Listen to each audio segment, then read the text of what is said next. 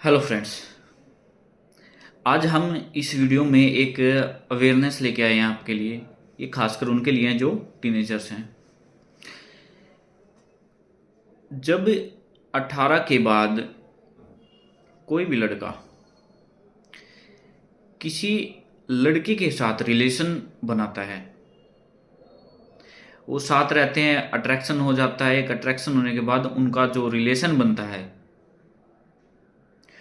और अगर लड़की अंडर 18 है, अगर लड़की अंडर 18 है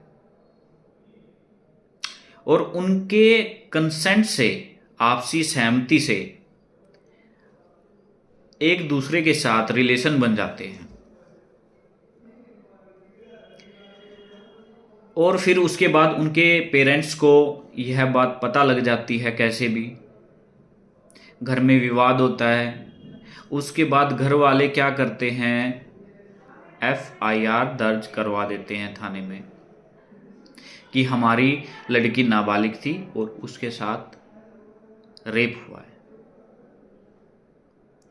हालांकि जो रिलेशन बने थे वह दोनों की कंसेंट से बने थे, बट इस रिलेशन को रेप का नाम दे दिया जाता है।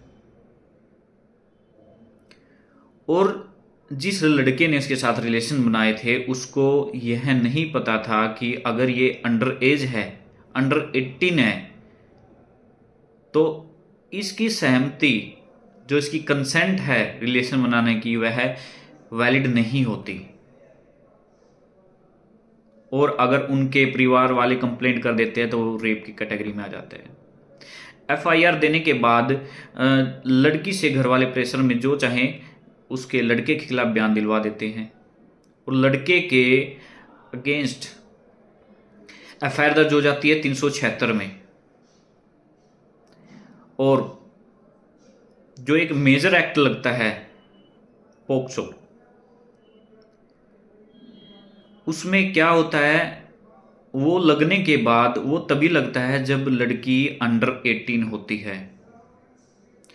और फिर जब लड़के को कस्टडी में भेज दिया जाता है तो इसमें काफ़ी टाइम तक बेल भी अलाउड नहीं होती।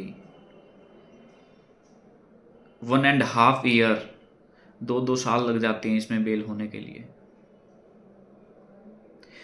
और एक और मेन चीज़ इसमें क्या है, कोई दूसरे ऑफेंस होते हैं, उसमें क्या होता है, अगर कॉम्प्रोमाइज हो जाता है तो बेल भी हो जाती है और बरी होने के चांसेस भी हो जाते हैं। बट इस केस में क्या है, अगर विटनेस हॉस्टाइल भी हो जाए, अगर वो लड़की और उसके घर वाले लड़के के हक में अपनी गवाही डाल देते हैं, अपनी जो पहले उन्होंने स्टेटमेंट दी थी उससे मुकर जाते हैं कि यह लड़का नहीं था, इसने मेरे साथ कुछ नहीं किया, तब भी इस केस में बरी होने के चांस बहुत ही कम है। क्यों है, इसमें DNA की रिपोर्ट आयु द्वारा मंगवाई जाती है, लड़की से सैंपल क्लोथ्स उसके कलेक्ट किए जाते हैं और उनको FSL के लिए फोरेंसिक डिपार्टमेंट भेजा जाता है। और वहाँ भेजने के बाद जब FSL रिपोर्ट आ जाती है, कपड़ों पे सीमन डिटेक्ट हो जाते हैं। तो जब वह सैंपल लिए गए थे उसी टाइम लड़के के भी ब्लड सैंपल वहाँ पर लिए गए थे, और FSL रिपोर्ट आने के बाद DNA रिपोर्ट के लिए उसको भेजा जाता है। और DNA रिपोर्ट में क्या होता है, जो सीमन डिटेक्ट हुए हैं लड़की के कपड़ों पर, DNA रिपोर्ट जो ब्लड सैंपल गए हैं एक्यूज के, लड़के के ब्लड में जो DNA होता है, उस DNA से जो सीमन मिला है, सीमन डिटेक्ट हुआ है कपड़ों पे, उससे उसको मैच किया जाता है। और अगर वह मैच हो जाता है तो हॉस्टाइल होने पर भी कन्विक्शन हो जाती है। उम्र कैद की सज़ा इसमें मैक्सिमम 20 ईयर्स तक की इसमें इम्प्रिजनमेंट होती है। तो अगर कॉम्प्रोमाइज़ भी करना चाहें तो इसमें कोई वैलिड नहीं, कोई चांस नहीं होता, फिर भी डाउट होता है, बहुत ही कम चांसेस होते हैं फ्री होने के। और पेरेंट्स क्या करते हैं, अपने बच्चे को बाहर निकालने के लिए कॉम्प्रोमाइज़ करते हैं। कॉम्प्रोमाइज़ के नाम पर लाखों रुपया लड़की के घर वालों को दे दिया जाता है ताकि हमारा लड़का बाहर आ जाए।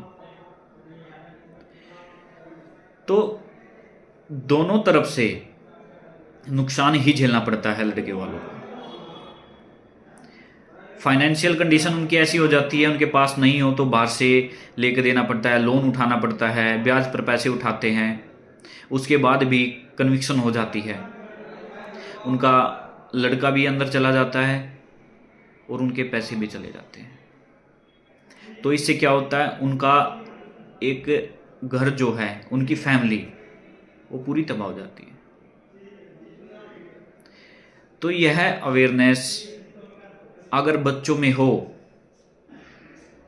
कि अंडर एज के साथ रिलेशन बनाने से, चाहे उसकी कंसेंट हो, तो क्या हो सकता है, क्या इसमें सज़ा मिलेगी, आपको इसमें बेल तक नहीं मिलती, अगर ये चीज़ें पता हो, सोच समझ कर कदम उठा सकते हैं। तो यही पर्पस था मेरा आज की वीडियो बनाने का। थैंक्स।